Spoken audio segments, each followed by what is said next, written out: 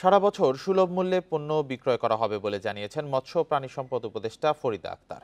শনিবার বিকেলে টাঙ্গাইল জেলা প্রশাসন কার্যালয়ে রমজান উপলক্ষে সাধারণ মানুষের মাঝে সুলভ মূল্যে পণ্য সামগ্রী বিক্রয় কার্যক্রম উদ্বোধনী অনুষ্ঠানে তিনি এই কথা বলেন। উপদেষ্টা বলেন, জেলা থেকে উপজেলা পর্যায়ে সাধারণ মানুষের মাঝে এই পণ্যগুলো পৌঁছে দেওয়া হবে। এছাড়া সারা বছর এই কার্যক্রম চলমান থাকবে।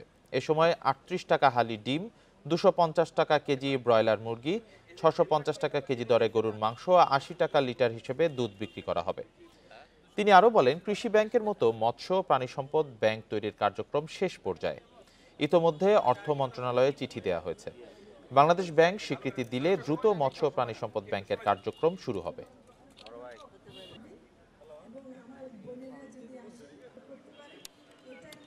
সব জেলাগুলোতে করছে, অনেক উপজেলাগুলোতেও করছে, যেখানে যেখানে সম্ভব।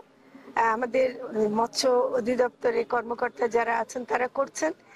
আমাদের চেষ্টা হবে যে এটা সারা বছর চালিয়ে রাখা। সরবরাহটা বেশি এখনই আমাদের মাধ্যমে দিতে পারছে না বলে, কিন্তু এটা যে সম্ভব, এটা বাজারে যারা বিক্রি করেন তাদের কাছে একটা মেসেজ আমরা দিতে চাই।